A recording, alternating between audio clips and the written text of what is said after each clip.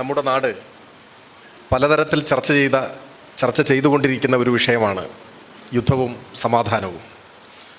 യുദ്ധവും സമാധാനവും എന്ന് കേൾക്കുമ്പോൾ സ്വാഭാവികമായും എല്ലാവരുടെയും മനസ്സിൽ ആദ്യം എത്തുക വിശ്രുതമായ ഒരു ഗ്രന്ഥമാണ്. സ്വാഗത പ്രസംഗത്തിൽ അനിൽകുമാർ സൂചിപ്പിക്കുകയുണ്ടായി ടോൾസ്റ്റോയിയുടെ യുദ്ധവും സമാധാനവും. നെപ്പോളിയൻ്റെ ആക്രമണത്തിൻ്റെ കൂടി പശ്ചാത്തലത്തിൽ ടോൾസ്റ്റോയി യുദ്ധവും സമാധാനവും എന്ന നോവൽ എഴുതി പൂർത്തിയാക്കി പുസ്തകരൂപത്തിൽ പ്രസിദ്ധീകരിക്കുന്നത് 1869 അദ്ദേഹം അടിസ്ഥാനപരമായി യുദ്ധവിരുദ്ധ നിലപാട് ശക്തമായി സ്വീകരിച്ചിരുന്ന ഒരാളായിരുന്നു.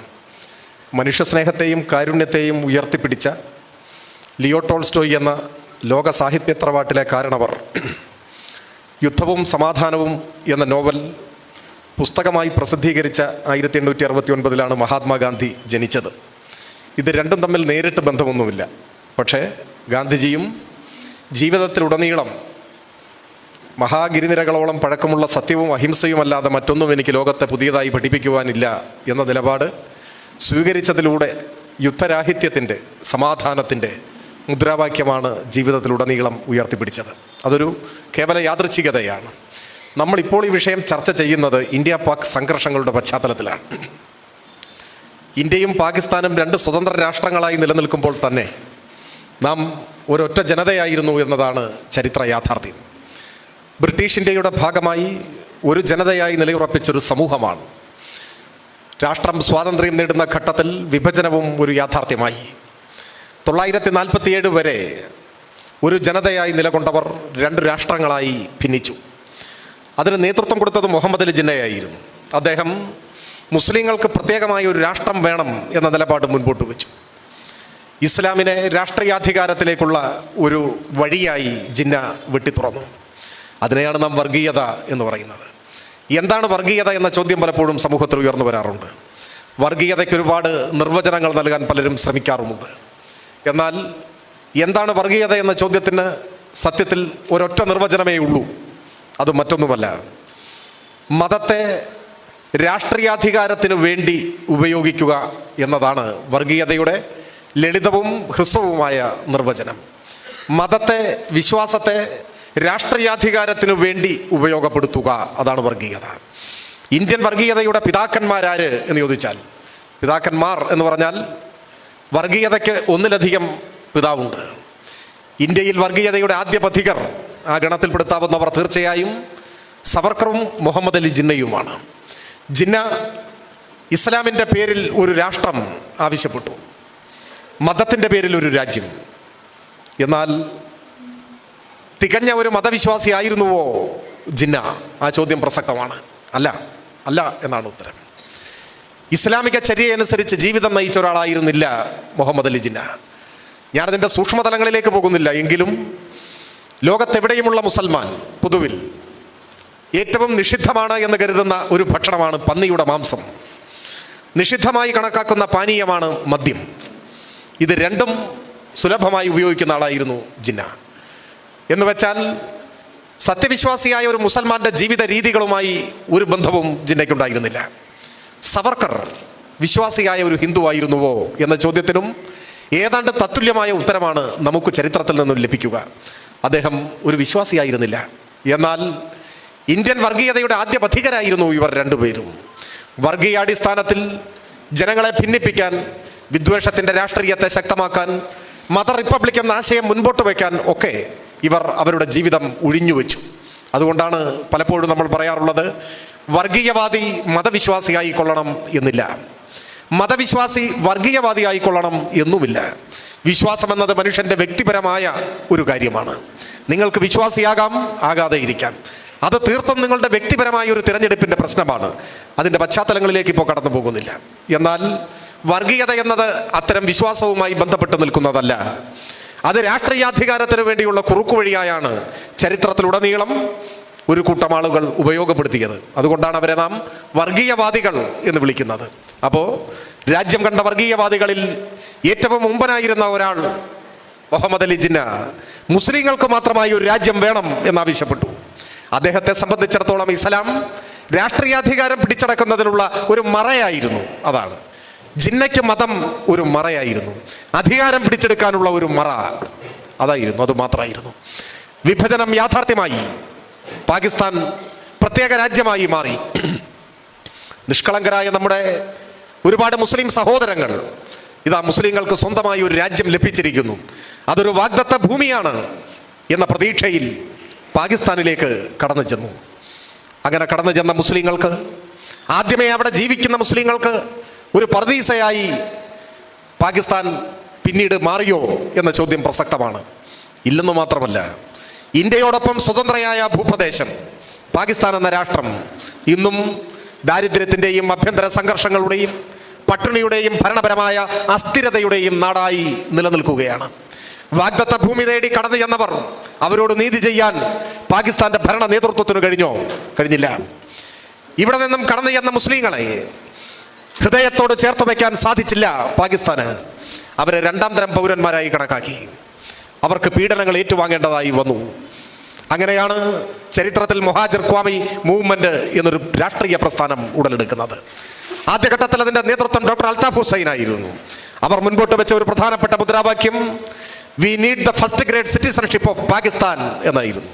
ഞങ്ങളെയും ഒന്നാം കിട പൗരന്മാരായി കണക്കാക്കണം. എന്തേ ഇസ്ലാമിന്റെ പേരിൽ രാഷ്ട്രം വാങ്ങിയവർ എല്ലാ മുസ്ലിം സഹോദരങ്ങളെയും തുല്യരായി കണക്കാക്കിയില്ല? മതത്തിന്റെ പേരിൽ ഒരു രാജ്യം രൂപപ്പെട്ടാൽ എല്ലാ ജനങ്ങളുടെയും പ്രശ്നങ്ങൾ പരിഹരിക്കപ്പെടുകയല്ല, ആ മതത്തിൽപ്പെട്ടവരുടെ തന്നെ പ്രശ്നങ്ങൾ പരിഹരിക്കാൻ പര്യാപ്തമല്ല എന്ന ചരിത്രാനുഭവമാണ് പാകിസ്ഥാൻ നമുക്ക് പകർന്നു നൽകുന്നത്. ഇന്ത്യയും പാകിസ്ഥാനും ഒരേ ദിവസം സ്വതന്ത്രമായെങ്കിലും പാകിസ്ഥാനും ഇന്ത്യയും ഇന്ന് എവിടെ എത്തി നിൽക്കുന്നു? നമ്മുടെ രാജ്യത്തിന് ഏതെല്ലാം കുറവുകൾ ചൂണ്ടിക്കാണിക്കാൻ കഴിഞ്ഞാലും പാകിസ്ഥാനുമായി താരതമ്യപ്പെടുത്താനാവുമോ? അധിക നാൾ പിന്നിടുന്നതിന് മുൻപ് പാകിസ്ഥാൻ രണ്ട് രാഷ്ട്രമായി വിഭജിക്കപ്പെട്ടു, ശിഥിലമായി. ബംഗ്ലാദേശ് പിറവി കൊണ്ടു.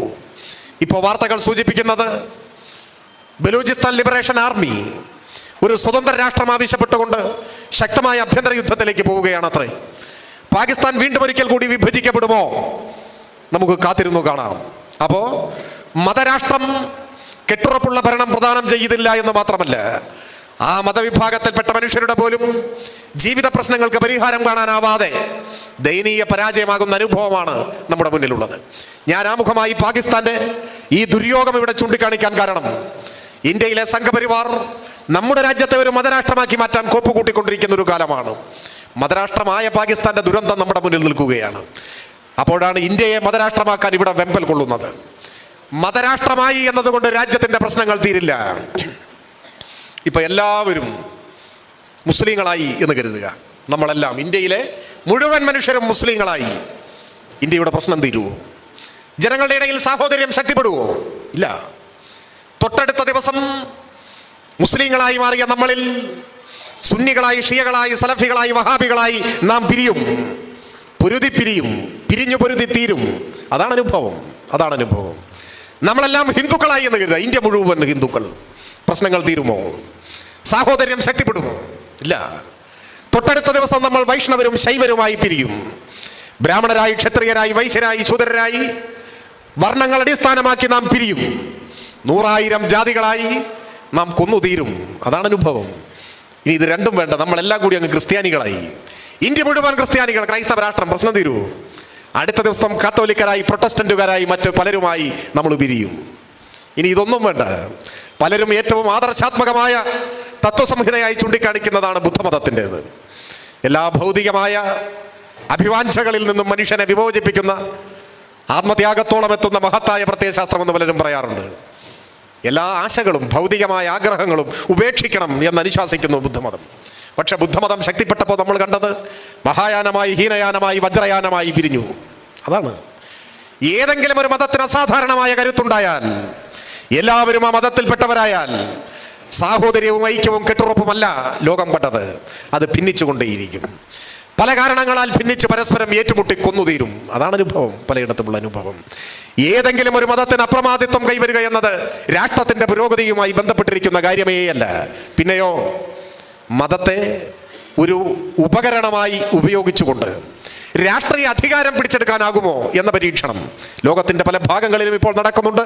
ഇന്ത്യയും അത്തരം പരീക്ഷണങ്ങളുടെ ഒരു വേദിയാണ്. അവിടെയാണ് പാകിസ്ഥാനിലെ ഭീകരവാദത്തെ നാം കണക്കാക്കേണ്ടത്.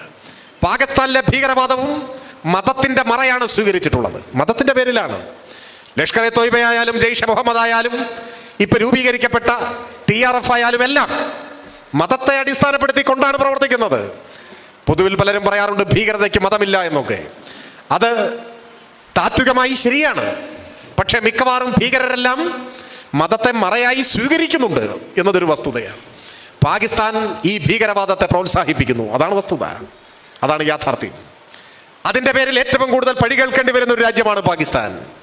ഭീകരവാദികളെ കൈയയച്ച് സഹായിക്കുന്ന, സ്വന്തം രാജ്യത്തിൻ്റെ മർമ്മപ്രധാനമായ കേന്ദ്രങ്ങളിൽ ഭീകരവാദികളുടെ സൈനിക പരിശീലന ക്യാമ്പുകൾ നിർബാധം പ്രവർത്തിക്കുന്നതിനാവശ്യമായ പിന്തുണ ചെയ്തു കൊടുക്കുന്ന ഒരു രാജ്യമായി പാകിസ്ഥാൻ മാറി.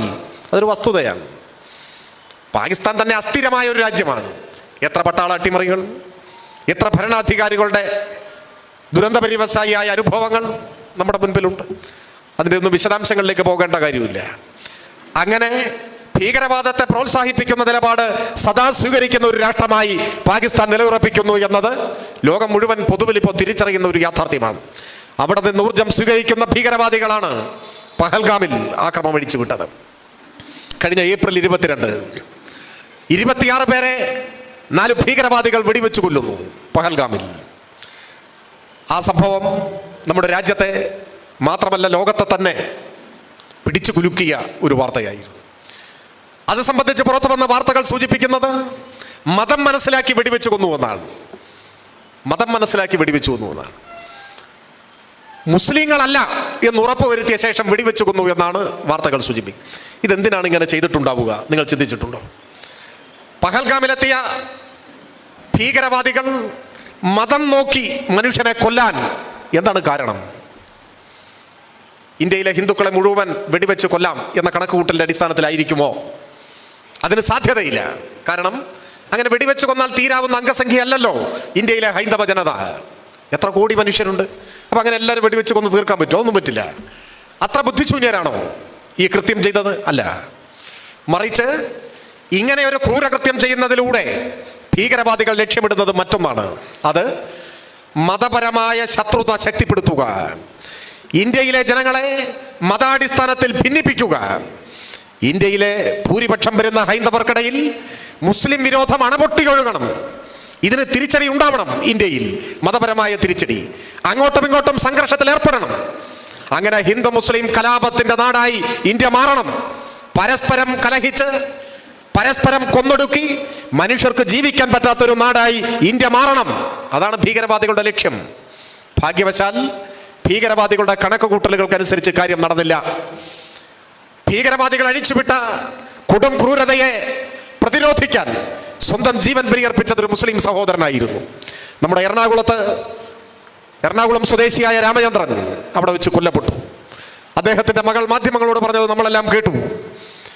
ആ സന്ദർഭത്തിലുടനീളം സഹോദരങ്ങളെ എന്ന പോലെ അവരുടെ കൂടെ നിന്ന് വേണ്ട കാര്യങ്ങളെല്ലാം ചെയ്തു കൊടുത്തത് 2 മുസ്ലിം ചെറുപ്പക്കാരായിരുന്നു. രാമചന്ദ്രന്റെ മകൾ പറഞ്ഞു, പഹൽഗാമിൽ വെച്ച് എനിക്ക് എൻ്റെ പിതാവിനെ നഷ്ടപ്പെട്ടു, പക്ഷെ എനിക്ക് 2 സഹോദരന്മാരെ അവിടെ വെച്ച് ലഭിച്ചു എന്നാണ് പറഞ്ഞത്. ഇതെല്ലാം നമ്മുടെ നാട് കാണുകയാണ്. അപ്പോ മതപരമായ കലാപം ലക്ഷ്യമിട്ടുകൊണ്ടുള്ള ഭീകരാക്രമണത്തെ ആ അർത്ഥത്തിൽ വിജയിപ്പിച്ചെടുക്കാൻ ഭീകരർക്ക് കഴിഞ്ഞില്ല. ഇനിയുള്ളത് ആ ഭീകരവാദത്തെ ചെറുക്കുക എന്നതാണ്. ഭീകരവാദത്തെ പോറ്റി വളർത്തുന്ന അമേരിക്കയെ, പോറ്റി വളർത്തുന്ന പാകിസ്ഥാനെ അതിൽ നിന്ന് പിന്തിരിപ്പിക്കാൻ ആവശ്യമായ തിരിച്ചടി നൽകുക എന്ന നിലയിലാണ് ഇന്ത്യ നടപടികൾ സ്വീകരിച്ചത്. ഇന്ത്യ തന്നെ അതിനെ വിശദീകരിച്ചിട്ടുള്ളത് നമ്മുടെ മുൻപിലുണ്ട്. പാകിസ്ഥാനിലെ ഭീകരവാദികളുടെ സൈനിക താവളങ്ങൾ കൃത്യമായി മനസ്സിലാക്കി ആ താവളങ്ങളിലേക്ക് ആക്രമണം നടത്തുകയാണ് ചെയ്തത്. 9 ഭീകര താവളങ്ങളിലേക്കാണ് ഇന്ത്യൻ ആർമി പ്രത്യേകമായ ഒരു സൈനിക നടപടി സ്വീകരിച്ചത്. നമ്മുടെ രാജ്യത്തെ എല്ലാ രാഷ്ട്രീയ പാർട്ടികളും അതിന് പിന്തുണ കൊടുത്തു, CPIM ഉൾപ്പെടെ. എന്തിനാണ് പിന്തുണ? നിരപരാധികളുടെ ജീവൻ കവർന്നെടുക്കുന്ന ഭീകരവാദത്തെ അമർച്ച ചെയ്യണം. അതിനി ആവർത്തിക്കപ്പെട്ടുകൂടാ. ഭീകരവാദികളെ പോറ്റി വളർത്തുന്ന പാകിസ്ഥാന്റെ നയം തിരുത്തിക്കണം. അതുകൊണ്ട് പാകിസ്ഥാനിൽ ഭീകരവാദികളുടെ പരിശീലന താവളങ്ങൾക്ക് നേരെ നടത്തിയ സൈനിക നടപടിയെ ഇന്ത്യയിലെ രാഷ്ട്രീയ പാർട്ടികളെല്ലാം പിന്തുണച്ചു. രാജ്യത്തിന്റെ നടപടിക്ക് പിന്തുണ നൽകി. എന്നാൽ അതൊരു യുദ്ധത്തിനുള്ള പിന്തുണയാണ് എന്ന് ചിലർ തെറ്റിദ്ധരിക്കുകയാണ്. ഇവിടെ യുദ്ധം എന്നൊരു വാക്ക് ആരും ഉപയോഗിച്ചു പോലുമില്ല. ആലങ്കാരികമായ പ്രയോഗങ്ങൾക്ക് സാധ്യതയുണ്ട് എന്നല്ലാതെ. ആദ്യം നടന്നത് ഭീകരരുടെ കൂട്ടക്കൊലയാണ്, ഭീകരാക്രമണം. ഇന്ത്യയുടെ ഭാഗത്തുനിന്നുള്ള മറുപടി തിരഞ്ഞെടുക്കപ്പെട്ട ഭീകരരുടെ സൈനിക പരിശീലന ക്യാമ്പുകളിൽ തിരിച്ചടി അഥവാ മറുപടി, അങ്ങനെയൊക്കെയാണ് നമ്മൾ ഉപയോഗിച്ചത്. വാർ, യുദ്ധം എന്ന വാക്ക് എവിടെയുമില്ല. ഇന്ത്യയും പാകിസ്ഥാനും യുദ്ധം പ്രഖ്യാപിച്ചില്ല. എന്നാൽ പരസ്പരം ചില സൈനിക ആക്രമണങ്ങൾ ഉണ്ടായി അങ്ങോട്ടും ഇങ്ങോട്ടും. 9 സൈനിക ഭീകര താവളങ്ങളിൽ ശക്തമായ ആക്രമണം നമ്മുടെ രാജ്യം നടത്തി. ചില ഭീകരർ വധിക്കപ്പെട്ടു. പാകിസ്ഥാനിൽ നിന്നുമുള്ള ചില ആക്രമണ ശ്രമങ്ങളെ ഇന്ത്യ തടയുകയും ചെയ്തു. ഈ ഒരു സന്ദർഭത്തിൽ പക്ഷേ അത്ഭുതകരമായൊരു കാഴ്ചയ്ക്കാണ് നമ്മൾ സാക്ഷ്യം വഹിച്ചത്. അത് പെട്ടെന്നൊരു ജനതയാകെ യുദ്ധോന്മാദികളായി മാറി. ആ യുദ്ധാസക്തിയുടെ തുടക്കം നമ്മുടെ മാധ്യമങ്ങളിൽ നിന്നായിരുന്നു. അതിനെ 1000 ഇരട്ടിയായി പ്രതിഫലിപ്പിച്ചത് നവമാധ്യമങ്ങളായിരുന്നു. അതിൻ്റെ മുന്നിൽ മലയാള ടെലിവിഷൻ ചാനലുകൾ നിന്നു. ഞാനതിൻ്റെ ഓരോ മിനിറ്റിലെയും അല്ലെങ്കിൽ ഓരോ മണിക്കൂറിലെയും സംഘർഷ റിപ്പോർട്ടിങ്ങിൻ്റെ അപഹാസ്യതയെ അത്രയും സമയമെടുത്ത് വിശദീകരിക്കണമെന്നൊന്നും കരുതുന്നില്ല. എങ്കിലും ഒരു വള്ളംകളി മത്സരം റിപ്പോർട്ട് ചെയ്യുന്നത് പോലെ, ഒരു ഫുട്ബോൾ മത്സരത്തിൻ്റെ കമൻ്ററി പോലെ, ഒരു ക്രിക്കറ്റ് മാച്ചിൻ്റെ കമൻ്ററി പോലെ അത്യാവേശഭരിതരായി നിലത്ത് ചുവടുറപ്പിച്ച് നിൽക്കാൻ കഴിയാത്തത്ര ആവേശത്തള്ളിച്ചയോടെ ടെലിവിഷൻ ചാനലുകളുടെ ഫ്ലോറിൽ അവതാര വേഷം കിട്ടിയവർ അഴിഞ്ഞാടി. അതാണ് ഉണ്ടായത്. എന്തൊക്കെയാണ് അവർ റിപ്പോർട്ട് ചെയ്തത്? ഒരു ചാനൽ ഉടനീളം വലിയ അക്ഷരത്തിൽ എഴുതി കാണിച്ചത് വാർ ബ്രേക്കിംഗ് എന്നാണ്. വാർ ബ്രേക്കിംഗ്. ഇന്ത്യ യുദ്ധം പ്രഖ്യാപിച്ചിട്ടില്ല, പാകിസ്ഥാനും യുദ്ധം പ്രഖ്യാപിച്ചിട്ടില്ല. നിങ്ങൾ യുദ്ധം പ്രഖ്യാപിക്കുന്നില്ലെങ്കിൽ ഞങ്ങൾ പ്രഖ്യാപിക്കും, ആ നിലപാടാണ് ചാനലിൻ്റെത്. ഒരു സിനിമയിൽ കണ്ടില്ലേ, ജഗതിയുടെ കഥാപാത്രം തേങ്ങ ഉടക്കി സ്വാമി എന്ന് പറയില്ല, കുറെ നേരമായി ഇതിങ്ങനെ ഉടക്കാൻ നിൽക്കുകയാണ്, അവസാനം ഇയാൾ പോയിട്ട് ഉടച്ചു. അതുപോലെയാണ് മാധ്യമങ്ങൾ പ്രഖ്യാപിച്ചു യുദ്ധം, വാർ ബ്രേക്കിംഗ്. ആ ടെലിവിഷൻ ചാനൽ സ്തോഭജനകമായ ഒരു വാർത്ത ജനങ്ങളുടെ മുൻപാകെ തുറന്നു വിട്ടു. ഇന്ത്യയിലെ എല്ലാ എയർപോർട്ടുകളും അടച്ചുപൂട്ടി. പെട്ടെന്ന് പറയുകയാണ്. നിങ്ങൾ ആലോചിച്ച് നോക്കൂ, എത്രമാത്രം ഗൗരവമേറിയ ഒരു നടപടിയാണ് അങ്ങനെ സംഭവിച്ചിട്ടുണ്ടെങ്കിൽ. ഇന്ത്യയിൽ എത്ര എയർപോർട്ടുണ്ട്? ഈ കൊച്ചു കേരളത്തിൽ 4 ഇന്റർനാഷണൽ എയർപോർട്ടുണ്ട്. ഇന്ത്യയിലെ മുഴുവൻ വിമാനത്താവളങ്ങളും അടച്ചുപൂട്ടി ഒരു ചാനൽ വാർത്ത കൊടുക്കുകയാണ്. ഗവൺമെന്റ് ഓഫ് ഇന്ത്യ അടച്ചുപൂട്ടാൻ തയ്യാറായില്ലെങ്കിൽ ഞങ്ങൾ പൂട്ടും, അതാണ്. എന്നിട്ട് അതിനെക്കുറിച്ച് വിശദീകരിക്കുകയാണ്. ഒരു വിദ്യാസുരൻ പറയുകയാണ്, പ്രകാശവേഗത്തെക്കാൾ 3 ഇരട്ടി വേഗതയുള്ള മിസൈലുകൾ ഇതാ ഉപയോഗിക്കാൻ പോവാണ്. പ്രകാശത്തിന്റെ വേഗത എത്ര അറിയും നിങ്ങൾക്ക്? ഒരു സെക്കൻഡിൽ 3 ലക്ഷം കിലോമീറ്റർ എന്നാണ്. ഒരു സെക്കൻഡിൽ പ്രകാശവേഗതയുടെ 3 ഇരട്ടി വേഗതയുള്ള മിസൈൽ. അങ്ങനെ ഒന്നും ഇപ്പോൾ ഇല്ല. ഇല്ലെങ്കിലും വേണ്ട, ഞങ്ങളത് ഉപയോഗിക്കും, അതാണ് നിലപാട്. ഇതാണ് യുദ്ധ റിപ്പോർട്ടിംഗ്. ഒരു ഫേസ്ബുക്ക് പോസ്റ്റിന്റെ പേരിൽ അദ്ദേഹം ചില അനിഷ്ടം ആ ചാനലിൽ പ്രകടിപ്പിച്ചു. ഞാനതിനൊന്നും അങ്ങനെ മറുപടി പറയാൻ ഉദ്ദേശിക്കുന്നില്ല. പക്ഷേ നേരിയൊരു ആശ്വാസം തോന്നിയത് ഇതേ ചാനലിലെ ഒരു റിപ്പോർട്ടർ, ഒരു മാധ്യമ പ്രവർത്തകൻ, ഒരു ചെറുപ്പക്കാരൻ, അയാളെ അതിർത്തിയിലേക്ക് വാർത്ത ശേഖരിക്കാൻ ചാനൽ പറഞ്ഞു വിട്ടു. അദ്ദേഹം പാക് സൈന്യം ഷെല്ലാക്രമണം നടത്തിയ ഇന്ത്യൻ അതിർത്തി ഗ്രാമങ്ങളിൽ ചെന്നു. ഷെല്ലാക്രമണം എന്നൊക്കെ പറഞ്ഞാൽ നമുക്കറിയാം, മുഖാമുഖമുള്ളൊരു യുദ്ധാന്തരീക്ഷത്തിലേക്ക് വന്നിട്ടില്ല. അതിന് മുമ്പുള്ള ചില സൈനിക നടപടികളാണ്. പക്ഷെ ഷെല്ലാക്രമണത്തിൽ കുറച്ച് പേർ മരണപ്പെട്ടു. ആ ഗ്രാമത്തിലാണ് ഈ ചെറുപ്പക്കാരൻ ചെന്നത്. ഷെല്ലാക്രമണത്തിന്റെ കെടുതികൾ നേരിട്ട് കണ്ടു. തകർന്നു കിടക്കുന്ന വീടുകൾ. ആ ചെറുപ്പക്കാരൻ റിപ്പോർട്ട് ചെയ്യുന്നു, പഠിച്ചുകൊണ്ടിരുന്ന ഒരു കൊച്ചുകുട്ടി പുസ്തകം മടക്കി വെക്കാൻ പോലും സമയം കിട്ടാതെ കുടുംബത്തോടൊപ്പം രക്ഷപ്പെട്ടിട്ടുണ്ടാവാം, പരിക്കു പറ്റിയിട്ടുണ്ടാവാം. ചോര ചിതറിക്കിടക്കുന്ന തകർന്ന ഒരു കെട്ടിടത്തിന്റെ സമീപത്ത് നിന്ന് ആ ചെറുപ്പക്കാരൻ റിപ്പോർട്ട് ചെയ്യുന്നു, നമ്മൾ ഉദ്ദേശിക്കുന്നത് പോലെയല്ല, ഞാൻ എൻ്റെ ജീവിതത്തിൽ ഇനി ഒരിക്കലും തമാശയ്ക്ക് പോലും യുദ്ധം നടക്കട്ടെ എന്ന് പറയില്ല. ഇതാണ് അദ്ദേഹം പറഞ്ഞത്. എന്തുകൊണ്ടാണ് പറഞ്ഞത്? യുദ്ധമൊന്നും നടക്കാതിരിക്കെ തന്നെ ചില സൈനിക നടപടികളുടെ ഭാഗമായ ആക്രമണമുണ്ടായ ഒരു പ്രദേശം നേരിട്ട് കണ്ടപ്പോൾ പ്രകാശവേഗത്തിന്റെ 3 ഇരട്ടി വേഗതയുള്ള മിസൈൽ ഉണ്ടാക്കിയ വിദ്വാന്റെ സഹപ്രവർത്തകൻ പറയുന്നു, ഇനി എൻ്റെ ജീവിതത്തിൽ തമാശയായി പോലും യുദ്ധം നടക്കട്ടെ എന്ന് ഞാൻ പറയില്ല. അതാണ് ഈ സംഘർഷങ്ങളുടെ ബാക്കി പത്രം. യുദ്ധഭൂമി നേരിട്ട് കാണേണ്ടി വന്നിരുന്നെങ്കിലോ എന്താകുമായിരുന്നു സ്ഥിതി? ചരിത്രത്തിൽ അങ്ങനെ ഒരാളെ ഭൂതകാലം നമുക്ക് പരിചയപ്പെടുത്തി തരുന്നുണ്ട്. അത് മറ്റാരുമല്ല, അശോകനാണ്. അശോക ചക്രവർത്തിയെക്കുറിച്ച് സ്കൂളിൽ നമ്മൾ പഠിക്കുന്നു. കലിംഗ യുദ്ധാനന്തരം ബുദ്ധമതം സ്വീകരിച്ച അശോകൻ നാട് ഭരിച്ചത് എത്ര കാലം മുൻപാണ്? എത്ര വർഷം മുൻപാണ്? ക്രിസ്തുവിനും മുൻപാണ്. അന്ന് AK-47 ഇല്ല. അന്ന് ഈ പറയുന്ന മിസൈലുകളോ പോർവിമാനങ്ങളോ ഒന്നുമില്ല. വളരെ പ്രാകൃതമായ ആയുധങ്ങളായിരിക്കും ഉണ്ടാവുക. കലിംഗ യുദ്ധാനന്തരം എങ്ങനെയാണ് അശോകൻ മതപരിവർത്തനം നടത്തിയത്? യുദ്ധത്തിൽ പരാജയപ്പെട്ട് നിരാശാഭരിതമായ മനസ്സോടെ മാനസികമായ പരിവർത്തനത്തിന് വിധേയനായ ചക്രവർത്തിയല്ല അശോകൻ. പിന്നെയോ കലിംഗ യുദ്ധം ജയിച്ച രാജാവാണ്. കലിംഗ സാമ്രാജ്യം ജയിച്ച രാജാവാണ്. യുദ്ധം ജയിച്ചു. വിജയശ്രീലാളിതനായി മഹാവിജയം പകർന്നു നൽകി ആത്മവിശ്വാസത്തോടെ ആഹ്ലാദാതിരേകത്തോടെ വിജയശ്രീലാളിതനായ ചക്രവർത്തി യുദ്ധഭൂമി സന്ദർശിച്ചു. ജയിച്ചിട്ട് പോയതാണ് യുദ്ധഭൂമി കാണാൻ. അവിടെ കണ്ട കാഴ്ചകളാണ്. ഈ മാധ്യമപ്രവർത്തകനായ ചെറുപ്പക്കാരനെ പോലെ അശോകൻ ആ യുദ്ധമുഖം കണ്ടപ്പോൾ തിരിച്ചറിയാനാവാത്ത വിധം ചിതറിക്കിടക്കുന്ന മനുഷ്യന്റെ മൃതശരീരങ്ങൾ, ചലനമറ്റ മൃതശരീരങ്ങൾ, ഒഴുകിപ്പടർന്ന രക്തം, ഉറ്റവരെയും ഉടയവരെയും നഷ്ടപ്പെട്ടവരുടെ വിലാപങ്ങൾ, കണ്ണീരും ചോരയും കൂടിക്കുഴഞ്ഞ യുദ്ധഭൂമി കണ്ടപ്പോഴാണ് ഭൗതികമായ നേട്ടങ്ങളുടെ അർത്ഥരാഹിത്യത്തെക്കുറിച്ച് ചിന്തിക്കാൻ അശോകന് സാധിച്ചത്. ആ അശോകൻ അപ്പോൾ ബുദ്ധമതം സ്വീകരിച്ചു. ഈ ഭൗതികമായ വിജയങ്ങളിൽ നേട്ടങ്ങളിൽ ഒന്നുമില്ല. അദ്ദേഹം മറ്റൊരു മനുഷ്യനായി മാറി. യുദ്ധഭൂമി കാണാത്തവരായതുകൊണ്ട് ചിലർ യുദ്ധാസക്തരായി തുടരും. ഇതിൻ്റെ 100 ഇരട്ടി വേഗതയിലാണ്, 100 ഇരട്ടി പ്രഹരശേഷിയോടെയാണ് നവമാധ്യമങ്ങളിൽ ചിലർ ഉറഞ്ഞു തുള്ളിയത്. ഇപ്പൊ യുദ്ധം ചെയ്യണം, തകർത്ത് കളയണം, കത്തിക്കണം, ഒരു ജ്വരമായി പടർന്നു. അതൊരു പ്രത്യേക മാനസികാവസ്ഥയാണ്. സമാധാനത്തെക്കുറിച്ച് സംസാരിക്കുന്നവർ യുദ്ധോന്മാദത്തിന്റെ നാളുകളിൽ ആക്രമിക്കപ്പെടുമെന്നത് ചരിത്രത്തിലെ ഒരു സത്യമാണ്. ലോകം കണ്ട ഏറ്റവും വലിയ സമാധാനവാദികളിൽ ഒരാളായിരുന്നു ബർട്രൻഡ് റസൽ. അദ്ദേഹം സമാധാനത്തെക്കുറിച്ച് സംസാരിച്ചതിന് ആക്രമിക്കപ്പെട്ടു, പിന്നീട് ജയിലടക്കപ്പെട്ടു. അതാണ് ലോകത്തിന്റെ അനുഭവം. അതൊരു സവിശേഷ മാനസികാവസ്ഥയാണ്. ചിലർ യുദ്ധത്തെ ന്യായീകരിക്കുന്നതിന് വേണ്ടിയുള്ള വാദങ്ങൾ നിരത്തുന്നതിന്റെ ഇടയിൽ ചോദിച്ചു, കമ്മ്യൂണിസ്റ്റുകാർക്ക് യുദ്ധം നിഷിദ്ധമാണോ? 2ാം ലോക മഹായുദ്ധത്തിൽ സോവിയറ്റ് യൂണിയൻ പങ്കെടുത്തിട്ടില്ലേ? ഹിറ്റ്ലറെ തോൽപ്പിച്ചത് സ്റ്റാലിൻ അല്ലേ? അപ്പൊ കമ്മ്യൂണിസ്റ്റുകാർ യുദ്ധത്തിനെതിരെ പറയുന്നതിന് എന്തർത്ഥം? എന്താണ് വസ്തുത?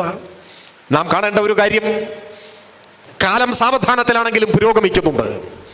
പതിയെ പതിയെ നമ്മുടെ ലോകം മെച്ചപ്പെട്ട് വളർന്നു വരുന്നു എന്ന് തന്നെയാണ് നമുക്ക് മനസ്സിലാക്കാൻ കഴിയുക. പണ്ട് 2ാം ലോക മഹായുദ്ധം എന്ന് പറയും, 1ാം ലോക മഹായുദ്ധം എന്ന് പറയും. നിങ്ങൾ ശ്രദ്ധിച്ചിട്ടുണ്ടോ എന്നറിയില്ല, ഇപ്പോൾ എഴുത്തുകുത്തുകളിൽ, പുസ്തകങ്ങളിൽ, പുതിയ പ്രയോഗങ്ങളിൽ അങ്ങനെ ആരും പറയുന്നില്ല. 2ാം ലോകയുദ്ധം എന്നാണ് പറയുന്നത്, 1ാം ലോകയുദ്ധം എന്നാണ് പറയുന്നത്. ഒരു വാക്ക് പോയി, മഹാ എന്നൊരു വാക്ക് ഇപ്പോൾ ആരും പറയുന്നില്ല. എന്തിനാണ് അങ്ങനെ പറഞ്ഞിരുന്നത്? സെക്കൻഡ് വേൾഡ് വാർ എന്നാണ്. അത് മലയാളത്തിലേക്ക് ആരോ പരിഭാഷപ്പെടുത്തിയപ്പോൾ 2ാം ലോക മഹായുദ്ധം എന്ന് പറഞ്ഞു. ഇംഗ്ലീഷിൽ ഗ്രേറ്റ് എന്നൊരു പദം പറഞ്ഞിട്ടില്ല, സെക്കൻഡ് വേൾഡ് വാർ എന്നേ ഉള്ളൂ. പിന്നെ എന്തിനായിരിക്കും ആ മഹാ പറഞ്ഞത്? ആ ഘട്ടത്തിൽ ചിന്തിച്ചിട്ടുണ്ടാവുക, ഇതൊരു സാധാരണ യുദ്ധമല്ല. യുദ്ധത്തിന്റെ വൈപുല്യം അത് ജനങ്ങൾക്ക് മനസ്സിലാക്കി കൊടുക്കാൻ, ഇതൊരു ചെറിയൊരു യുദ്ധമല്ല എന്ന് മനസ്സിലാക്കി കൊടുക്കാൻ ഈ ഒരു വാക്കുകൂടി ചേർത്തതാവണം. എന്നാൽ ഭാഷാശാസ്ത്രത്തിന്റെ മണ്ഡലത്തിൽ സംഭവിക്കുന്ന പുരോഗമനോന്മുഖമായ വളർച്ചയുടെ കൂടി ഭാഗമായിട്ടാവാം ഇപ്പോൾ ആരും അങ്ങനെ പറയുന്നില്ല. ചിലരിപ്പോഴും 2ാം ലോക മഹായുദ്ധം എന്നൊക്കെ പറയുന്നുണ്ടാവും, പക്ഷെ അത് ശീലം കൊണ്ട് സംഭവിക്കുന്നതാണ്. അത് മാറി വരികയാണ്. എന്തുകൊണ്ടാണ് മാറുന്നത്? എത്ര വൈപുല്യമാർന്ന യുദ്ധമാണെങ്കിലും യുദ്ധത്തോടൊപ്പം ചേർക്കാൻ പറ്റിയ ഒരു വാക്കല്ല മഹാ എന്ന് തിരിച്ചറിയുകയാണ്. യുദ്ധം മഹത്തരമാണ് എന്ന തെറ്റായ ഒരു സന്ദേശം ഒരു പക്ഷേ അത് പകർന്നു കൊടുക്കും. ഒരു യുദ്ധവും മഹത്തരമല്ല, അതുകൊണ്ട് മഹായുദ്ധം വേണ്ട, 2ാം ലോകയുദ്ധം മതി. അതൊരു തിരിച്ചറിവാണ്. അപ്പൊ നമുക്ക് ഇനി അങ്ങനെ ഉപയോഗിക്കുന്നതാണ് നല്ലത്. 2ാം ലോകയുദ്ധം, ആ 2ാം ലോകയുദ്ധത്തിൽ സോവിയറ്റ് യൂണിയൻ അണിനിരന്നു. അതാണിപ്പോൾ ചിലർ ചൂണ്ടിക്കാണിക്കുന്നത്. അന്ന് സോവിയറ്റ് യൂണിയന് യുദ്ധം ചെയ്യാമെങ്കിൽ ഇന്ന് ഞങ്ങൾക്ക് യുദ്ധം ചെയ്തൂടെ എന്ന് ചിലർ ചോദിക്കുകയാണ്. എന്നാൽ ചരിത്ര യാഥാർത്ഥ്യം എന്താണ്? 2ാം ലോകയുദ്ധം പൊട്ടിപ്പുറപ്പെടുന്ന ഘട്ടത്തിൽ യുദ്ധമെന്ന് കേട്ട ഉടനെ ആഹാ യുദ്ധം വന്നേ എന്ന് പറഞ്ഞ് സോവിയറ്റ് യൂണിയൻ ഓടിപ്പോയി യുദ്ധത്തിൽ ചേർന്നോ? ഇല്ല. പകരം എന്ത് ചെയ്തു? യുദ്ധത്തിന് ഞങ്ങളില്ല എന്ന നിലപാടാണ് സ്റ്റാലിന്റെ സോവിയറ്റ് യൂണിയൻ സ്വീകരിച്ചത്. ചരിത്രത്തിലേക്ക് തിരിഞ്ഞു നോക്കിയാൽ നമുക്ക് കാണാൻ കഴിയും, മൊളോട്ടോവ് റിബൻട്രോപ്പ് പാക്ട് 1939-ലാണ്. 2ാം ലോകയുദ്ധം ആരംഭിക്കുന്നത് 39-ലാണ്. ആ 39-ൽ സോവിയറ്റ് യൂണിയൻ ജർമ്മനിയുമായി ഏർപ്പെട്ടത് അനാക്രമണ സന്ധിയിലാണ്, സമാധാന കരാറിലാണ്. യുദ്ധം ചെയ്യാൻ പോവുകയല്ല, യുദ്ധത്തിൽ നിന്ന് വിട്ടുനിൽക്കാൻ, മനുഷ്യരെ കൊന്നൊടുക്കുന്ന യുദ്ധത്തോടൊപ്പം ഞങ്ങളില്ല എന്ന നിലപാട് സ്വീകരിക്കാൻ സോവിയറ്റ് യൂണിയന്റെ വിദേശകാര്യമന്ത്രി മൊളോട്ടോവും ജർമ്മനിയുടെ വിദേശകാര്യമന്ത്രി റിബൻട്രോപ്പും ഒപ്പുവെച്ച സന്ധിയാണ് മൊളോട്ടോവ് റിബൻട്രോപ്പ് പാക്ട്. അതിന് മറ്റു പല പേരുകളിലും അറിയപ്പെടുന്നുണ്ട്. യുദ്ധത്തിനില്ല എന്ന നിലപാടാണ് സ്വീകരിച്ചത്. പിന്നെ എപ്പോഴാണ് സോവിയറ്റ് യൂണിയൻ യുദ്ധത്തിലേക്ക് ഇറങ്ങിയത്? പിന്നീടേറെ കഴിഞ്ഞ് ഒപ്പുവയ്ക്കപ്പെട്ട സമാധാന സന്ധിക്ക് പുല്ലുവില നൽകാതെ ജർമ്മനി, ഹിറ്റ്ലറുടെ ജർമ്മനി ഓപ്പറേഷൻ ബാർബഡോസയുടെ പശ്ചാത്തലത്തിൽ ഏകപക്ഷീയമായി സോവിയറ്റ് യൂണിയനെ ആക്രമിക്കുന്നു. സോവിയറ്റ് യൂണിയനെ ആക്രമിച്ചപ്പോൾ, സോവിയറ്റ് ജനതയെ കൊന്നൊടുക്കിയപ്പോൾ, സോവിയറ്റ് യൂണിയൻ എന്ന മഹത്തായ രാഷ്ട്രം ജർമ്മനിയുടെ അടിമരാജ്യമായി മാറേണ്ടി വരും എന്ന തോന്നലുണ്ടായപ്പോൾ, രാഷ്ട്രത്തെ രക്ഷിക്കാൻ യുദ്ധമല്ലാതെ മറ്റു പോം വഴിയില്ല എന്ന ഘട്ടത്തിൽ സോവിയറ്റ് യൂണിയൻ യുദ്ധത്തിലേക്ക് വലിച്ചിഴക്കപ്പെടുകയായിരുന്നു. മറ്റൊരു മാർഗവുമില്ല, വലിച്ചിഴക്കപ്പെടുകയായിരുന്നു യുദ്ധത്തിലേക്ക്. സമാധാനത്തിന് വേണ്ടി നിലകൊള്ളുകയും സമാധാന സന്ധി ഒപ്പിടുകയും യുദ്ധത്തിൽ നിന്ന് മാറി നിൽക്കുകയും അവസാനം സന്ധി ഏകപക്ഷീയമായി ലംഘിച്ച് രാഷ്ട്രം ആക്രമിക്കപ്പെട്ട ഘട്ടത്തിൽ മറ്റൊരു പോംവഴിയുമില്ലാതെ യുദ്ധത്തിൽ ഏർപ്പെടാൻ നിർബന്ധിതമായ രാജ്യമാണ് സോവിയറ്റ് യൂണിയൻ. യുദ്ധത്തിൽ പക്ഷേ ജയിച്ചു. ഹിറ്റ്ലറുടെ പാർലമെന്റിന്റെ മുകളിൽ അരിവാളും ചുറ്റുകയും ആലേഖനം ചെയ്ത ചെമ്പതാക ഉയർത്താൻ റഷ്യൻ റെഡ് ഗാർഡുകൾക്ക് കഴിഞ്ഞു. സോവിയറ്റ് ചെമ്പടയുടെ മഹാമുന്നേറ്റത്തിന്റെ മുന്നിൽ പിടിച്ചു നിൽക്കാനാവാതെ ലോകം കണ്ട ഏറ്റവും വലിയ സ്വേച്ഛാധിപതിയായ ഹിറ്റ്ലർ തന്റെ കാമുകിയെയും വളർത്തുനായെയും കൊന്ന ശേഷം ആത്മഹത്യ ചെയ്തു. അതാണ് രണ്ടാം ലോക യുദ്ധത്തിന്റെ പരിസമാപ്തി. ജർമ്മനി പിടിച്ചടക്കി സോവിയറ്റ് സൈന്യം. പക്ഷെ നാം കാണണം, ലോകത്തിന്റെ മുന്നിൽ വിജയശ്രീലാളിതരായി ഹിറ്റ്ലറെ മുട്ടുകുത്തിച്ച, നാസിസത്തിന്റെ ശവമടക്കം നടത്തിയ റഷ്യൻ ചെമ്പടയുടെ പിൻബലത്തിൽ സോവിയറ്റ് യൂണിയൻ, ജോസഫ് സ്റ്റാലിൻ അടുത്തടുത്ത രാജ്യങ്ങളെ പിടിച്ചടക്കി അങ്ങ് മുന്നോട്ട് പോകണം എന്നാണോ തീരുമാനിച്ചത്? അല്ല, അവിടെ വെച്ച് അവസാനിപ്പിച്ചു. സോവിയറ്റ് യൂണിയൻ ഉടനടി ചെയ്തത് ഒരു ലോക സമാധാന പ്രസ്ഥാനത്തിന് നേതൃത്വം കൊടുക്കുകയാണ്. യുദ്ധാനന്തരം സമാധാന പ്രസ്ഥാനത്തിന് നേതൃത്വം കൊടുത്ത രാജ്യത്തിന്റെ പേരാണ് സോവിയറ്റ് യൂണിയൻ. അത് സാർവദേശീയമായി തന്നെ കമ്മ്യൂണിസ്റ്റുകൾ ഉയർത്തിപ്പിടിക്കുന്ന നിലപാടാണ്. അങ്ങനെയാണ് WPC നിലവിൽ വരുന്നു, വേൾഡ് പീസ് കൗൺസിൽ, ലോക സമാധാന കൗൺസിൽ. ലോക സമാധാന കൗൺസിലിന്റെ ഭാഗമായി ലോകത്തിലെ വിവിധ രാജ്യങ്ങളിൽ സമാധാന പ്രസ്ഥാനങ്ങൾ രൂപീകരിക്കപ്പെട്ടു. അങ്ങനെ ഇന്ത്യയിൽ രൂപീകരിക്കപ്പെട്ട സമാധാന പ്രസ്ഥാനമാണ് AIPSO, all India piece and solidarity organisation. ഇരിക്കുന്ന അനിൽകുമാർ AIPSOയുടെ ഭാഗമായി പ്രവർത്തിക്കുന്ന സഖാവാണ്. നമ്മുടെ രാജ്യത്തെ കമ്മ്യൂണിസ്റ്റുകാരെല്ലാം AIPSOയുടെ ഭാഗമാണ്. ലോക സമാധാനം നീണാൾ വാഴട്ടെ എന്ന മുദ്രാവാക്യത്തിന്റെ ആവിർഭാവം രണ്ടാം ലോക യുദ്ധാനന്തരം സോവിയറ്റ് യൂണിയൻ നേടിയ മഹാവിജയത്തിന്റെ പശ്ചാത്തലത്തിൽ ജോസഫ് സ്റ്റാലിന്റെ നേതൃത്വത്തിലുള്ള സോവിയറ്റ് യൂണിയൻ നൽകിയ സംഭാവനയാണ് മുദ്രാവാക്യം. ലോക സമാധാനം നീണാൾ വാഴട്ടെ. സമാധാനത്തിന് വേണ്ടിയാണ് നിലയുറപ്പിച്ചത്. സമാധാനമാണ് സ്വപ്നം. വേൾഡ് പീസ് കൗൺസിൽ അക്കാലത്ത് മുൻപോട്ട് വെച്ച ഏറ്റവും പ്രധാനപ്പെട്ട ഒരു മുദ്രാവാക്യം സാർവത്രിക നിരായുധീകരണം. ലോകത്തിലെല്ലാ രാജ്യങ്ങളും ആയുധങ്ങൾ ഉപേക്ഷിക്കണം, ശാശ്വത സമാധാനം ഉണ്ടാവണം, രാഷ്ട്രം രാഷ്ട്രത്തെയും മനുഷ്യൻ മനുഷ്യരെയും ചൂഷണം ചെയ്യാത്ത ഒരു ലോകക്രമം ഉണ്ടാവണം. അതാണ് സ്വപ്നം കണ്ടത്, സമാധാനം.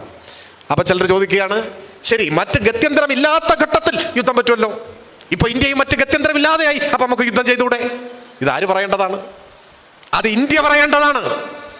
ഇന്ത്യ ഗവൺമെന്റ്, ഇന്ത്യൻ സൈന്യം പറഞ്ഞോ? ഇല്ല. ഇന്ത്യ ഗവൺമെന്റ് എന്താ പറഞ്ഞത്? ഞങ്ങൾ യുദ്ധത്തിന് പോകുന്നു എന്നല്ല. ഇത് യുദ്ധമല്ല.